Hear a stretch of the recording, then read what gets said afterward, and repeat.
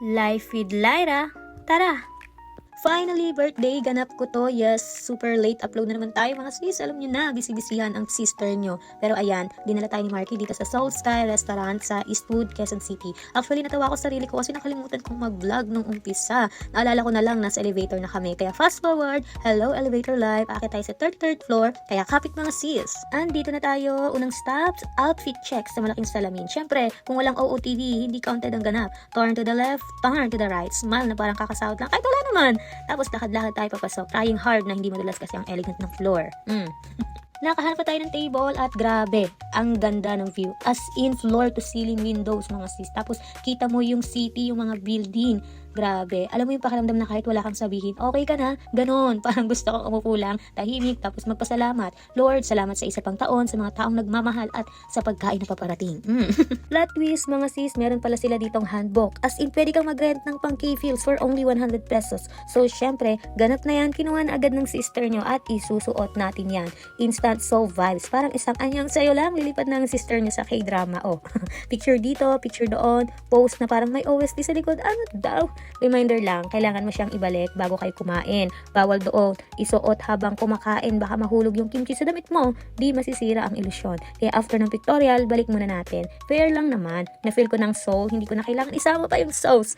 Keep, kung pupunta kayo dito, mag-outfit rent na rin kayo. Ang saya, napakamura lang at perfect pang memory. Pero timing is the key. Kuha ka ng outfit bago ma-serve ang food kasi once dumating ang pagkain, wala na photoshoot na laban na tayo sa plato. Diba? Ganon yun. After ko ibalik yung outfit, biglang may pa-surprise pala. May staff na lumapit na may dalang cake, tapos may pag-greetings, plus may pa-dance number pa sila. Hindi ko alam kung ano ang choreography pero nakisabay na ang sister niya dyan. Oh, birthday ko to, so dapat participation award meron. Nakakatuwa kasi yung moment, napakasimple lang pero super saya. Alam mo yung tipong hindi mo kailangan ng grand surprise. Yung thought lang na may effort, nakakataba na ng puso mga sis. Tapos eto na, blow the candle moment, tahimik muna ako saglit, wish tayo, hindi ko sasabihin, baka hindi matupad, oy.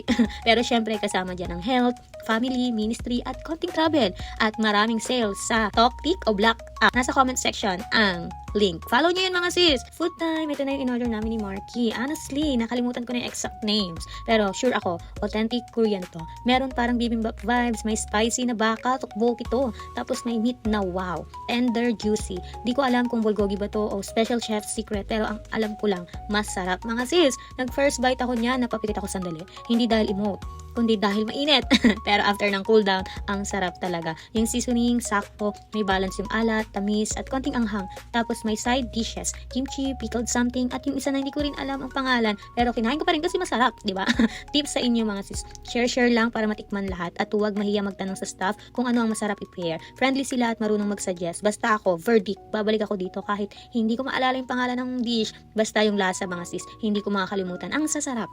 Ito yung moments na gusto kong i-freeze. Simple lang, kami ni Marky, good food, good view, good conversation. Walang pa-fancy talk, walang pressure, kumakain lang at nagkakwentuhan tungkol sa mga plano, mga pangarap at mga lesson nitong mga nakaraang taon. Na-realize ko, hindi mo kailangan gawing perfect ang lahat para maging masaya. Minsan, kailangan mo lang maging present. Cherish the people who choose to sit at your table, sabi nga, sa literal at sa buhay. Hindi mahalaga kung gaano karami ang handa, gaano kakayaman, mahalaga kung gaano kainit ang samahan. At syempre, thank you Lord for another year, another chance, another plate. Ay!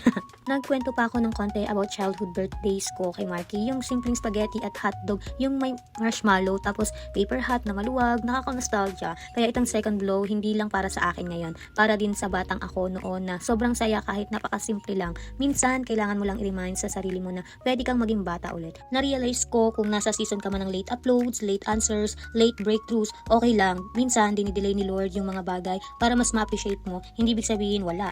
Minsan, hindi pa lang ngayon. Celebrate the small wins, a dinner, a view, a person who shows up, and a year added to your life. Huwag mong i-compare. Imbes, i-count mo na lang ang mga blessings. At kung may mga plano kang hindi natuloy, baka may mas magandang plano si Lord. Keep showing up, keep loving, keep learning. Life is sweeter when you slow down long enough to taste it. Thank you for celebrating my birthday ganap with me. Late upload man, pero fresh pa rin sa puso ko yung saya ng gabing to. If you enjoyed this vlog, like, comment, and subscribe. I-share nyo rin kung ano ang favorite birthday food nyo at kung saan nyo gusto mag-celebrate next time. Baka yun ang next vlog natin. Bye-bye!